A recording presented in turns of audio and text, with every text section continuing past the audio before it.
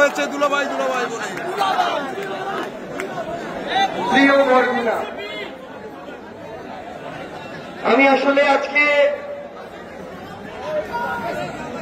একটা রাজনৈতিক দলের একজন সদস্য হিসেবে এখানে কিছু বলার মতো আমার অবস্থান নেই, কারণ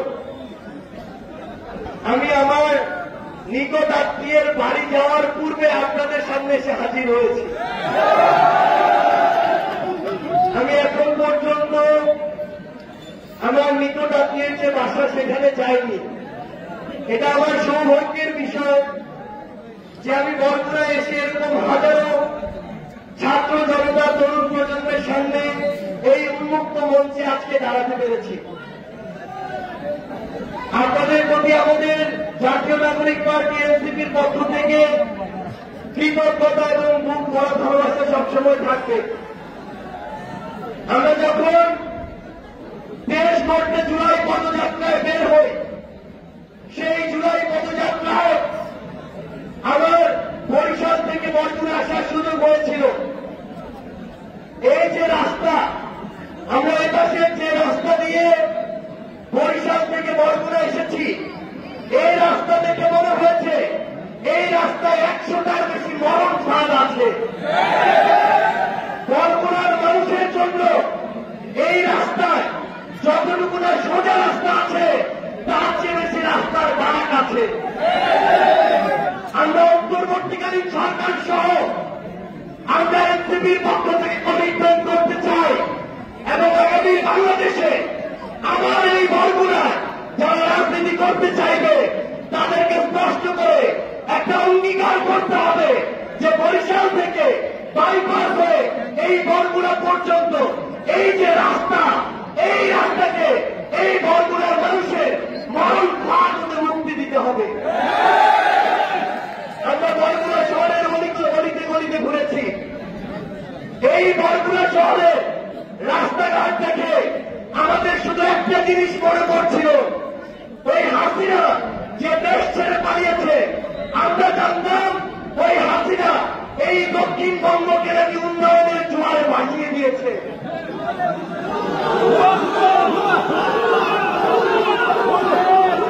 কিন্তু আমরা এই বরগুনা এসে দেখি আজকে আমার বরগুনার রাস্তাঘাট ভেসে যাচ্ছে।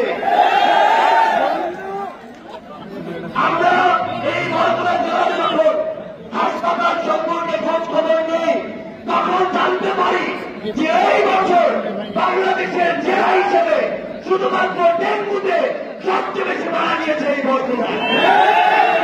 এবং এই যে হাসপাতালগুলো, এই হাসপাতালগুলো এক একটা লুটপাটের কেন্দ্র হয়েছে। এই হাসপাতালের কর্মচারীরা এক একজন বড় বড় নবাব হয়েছে। এই হাসপাতালে ডাক্তার থাকে না। আমাদের যারা সহযোদ্ধারা আমাদের বলেছে অভ্যুত্থানের সময় এই সদর থানার অতি সামনে থেকে আমাদের সহযোদ্ধাদের লাঠিচার্জ করেছে। আমরা স্পষ্ট করে বরগুনার পুলিশের যারা রয়েছেন, আমরা এসপি থেকে ওসি থেকে সবাইকে বলি, আপনারা বরগুনায় জনগণের পুলিশ হয়ে উঠুন। যদি বরগুনায় কোন দলের পুলিশ হয়ে উঠেন, তাহলে আগামী বাংলাদেশে আপনাদের আর জায়গা হবে না। 24-এ বার পেয়ে গিয়েছেন, পরের বার চাকরিও পালাতে পারবেন না। আমরা স্পষ্ট করে প্রশাসনের প্রত্যেকটা জায়গায় যারা আছেন, রাজনীতির প্রত্যেকটা জায়গায় যারা আছেন, আপনারা যেই দলেরই হন না কেন, চাঁদাবাজির দিন শেষ, সিন্ডিকেটের দিন শেষ, দুর্নীতির দিন শেষ, কামাতের দিন শেষ, মাদক ব্যবসার দিন শেষ। দিনের বেলা বড় বড় লেকচার মারবেন আর রাতের আধারে মাদকের ভাগ দিবেন, এই দিন আর নাই।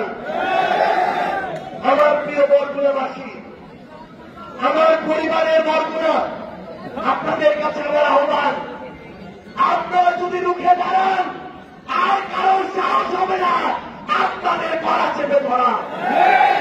24-এ আপনারা দল মত নির্বিশেষে রুখে দাঁড়িয়েছিলেন বলে হাসিনার মতো এত বড় ফেরাউনের পতন হয়েছে। আমি আপনাদেরকে অনুরোধ করব, আমাদের জায়গা থেকে আহ্বান জানাবো, যেই দলেরই হোক না কেন, যেই মত ধর্ম বর্ণেরই হোক না কেন, কেউ যেন এই বলগুলা অন্যায় করে আর পার না পেয়েছে। আমরা ঐক্যবদ্ধভাবে ইনশাআল্লাহ আমাদের প্রিয় দলগুলোকে, আমাদের বাংলাদেশকে সামনের দিকে এগিয়ে নিয়ে যাব। ইনকিলাব জিন্দাবাদ।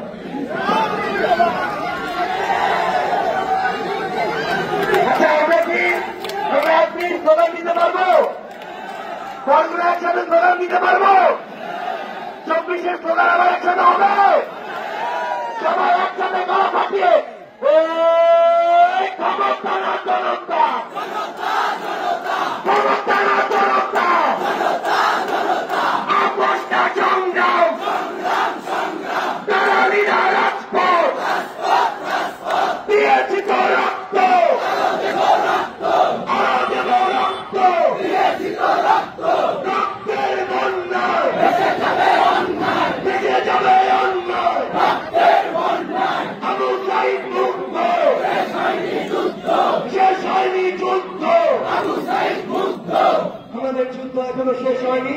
ইনশাআল্লাহ জীবনের শেষ রক্তবিন্দু দিয়ে আমরা আমাদের যুদ্ধ চালিয়ে যাব।